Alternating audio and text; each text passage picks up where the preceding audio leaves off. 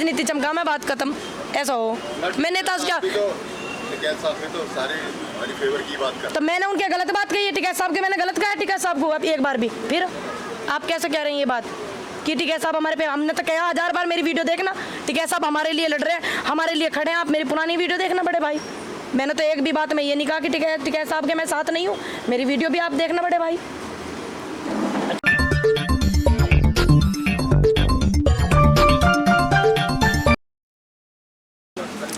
तमाम उम्र अकेले सफ़र किया, मुझ पर किसी खुदा की इनायत नहीं रही। मेरे साथ इस समय पूनम पंडित हैं जो कि किसान आंदोलन में प्रमुखता से 3 कृषि कानूनों को रद्द कराने की बात कर रही हैं, इंटरनेशनल शूटर हैं।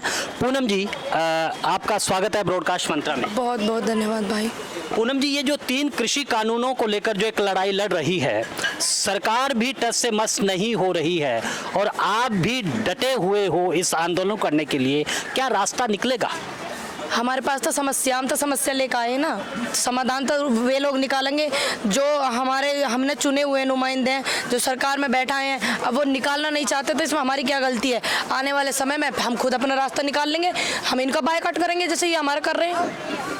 आप स्पोर्ट्स में इंटरनेशनल शूटर रही हैं, ये आपने राजनीति का रास्ता अख्तियार कर लिया और फिर आंदोलन का रास्ता, जमीन बचाने की जो लड़ाई है इसमें कैसे कूदी आप?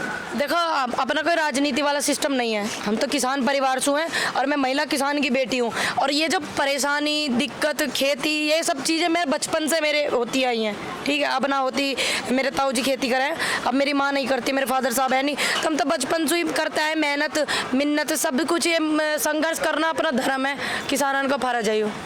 अच्छा, ये आंदोलन तो पहले भी होते रहे हैं। मेरी उम्र क्या थी पहले? अब तो मेरी उम्र 24 साल है, वैसे तो है नहीं ना, पैदा होते आंदोलन में आ जाओ।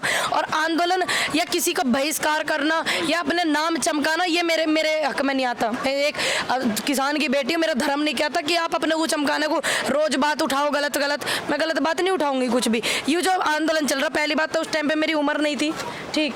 और दूसरी बात मैं आपको बता दूं, मेरी उम्र 24 साल है।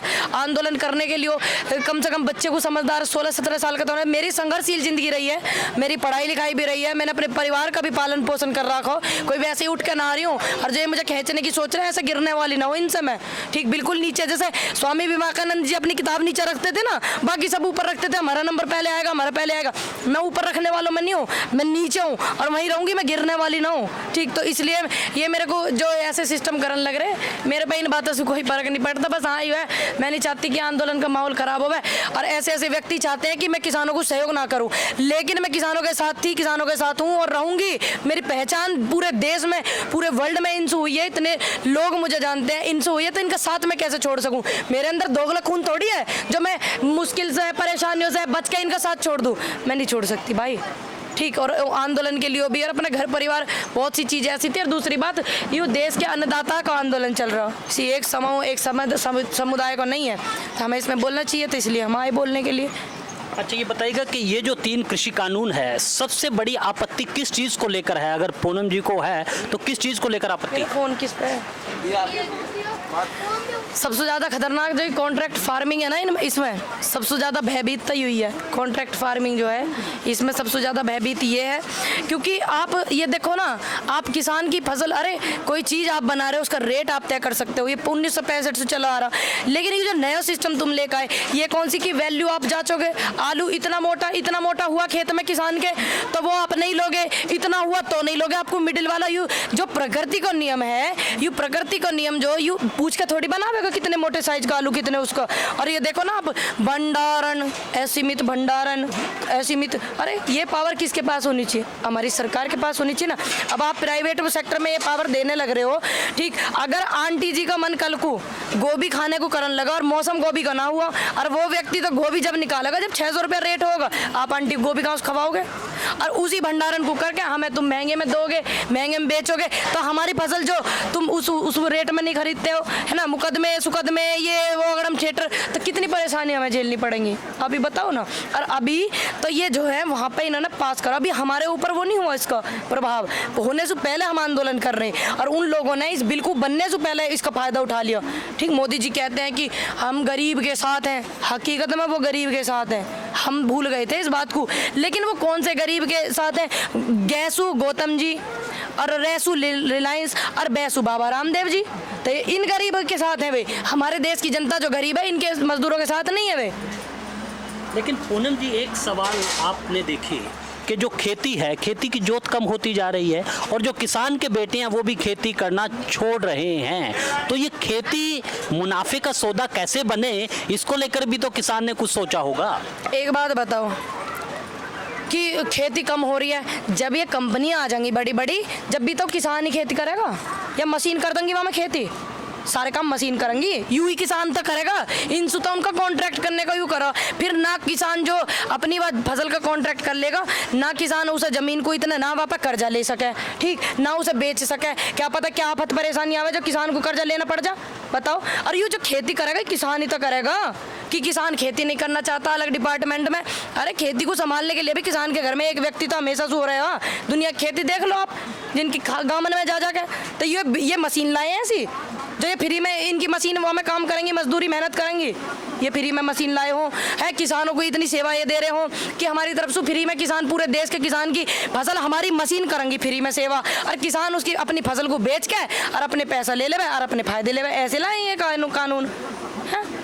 मुझे ये कहने कि खेती को मुनाफे का सौदा कैसे बनाएगा एक किसान, सबसे बड़ा सवाल ये है। देखो, मुनाफे का सौदा तो हम भी बनाएंगे, और जब ये बनाएंगे अच्छी पैदावार होगी जब भी तो बनेगी। लेकिन किसान को तो मुनाफा जब होगा, दूसरे को मुनाफे देने की तैयारी कर रहे हैं। बिग बाजार खुलवा के किसान को थोड़ी मुनाफे देने की तैयारी चल रही है, ये तो दूसरों को चल रही है। बिग बाजार खुलवा के 1,00,200 कुछ बिग बाजार ये इन्होंने अंबानी जी ने चुने हैं जो, ठीक। तो ये जो मुनाफे की बात चल रही है सिर्फ इन लोगों को, किसान को नहीं। किसान को जो मुनाफा, अच्छी फसल होगी, ये MSP पर रेट पे पैसे पे फसल खरीदे ना, जब होगा किसान को मुनाफा। ऐसे लेकर आते कानून, ये ऐसे थोड़ी हो जाएगी इनकी गलबाजाई करने से, जो ये करने लग रहे खामों का जोर से बोलने से, चिल्लाने से, ये सही है ये कह रहे हैं। सही भी तो बताओ कैसे हैं, जैसे हम गलत बता रहे हैं। हमने आपने पूछी इनमें क्या दिक्कत हो रही, मैंने आपको 10 दिक्कत बता दी, ये भी तो बताओ इनमें सही क्या है, ये बताओ। मैं आपने देखो नेशनल टीवी इनका बैठ के टाइम खराब करा है। ऐसे ही वे नेशनल टीवी वाले जो इनको समय देते हैं,